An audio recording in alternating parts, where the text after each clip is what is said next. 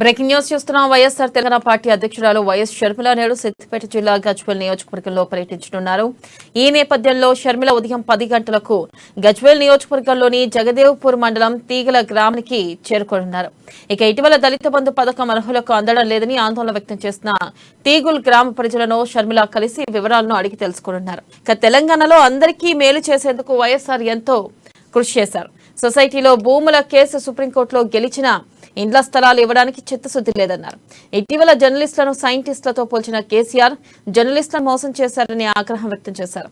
అయితే రాష్ట్రంలో ఇప్పటి వరకు అసలు ఎంతమందికి దళిత బంధు అందింది, దళిత బంధుతో ఎవరు లబ్ధి పొందుతున్నారనే వివరాలను షర్మిల వివరించనున్నారు.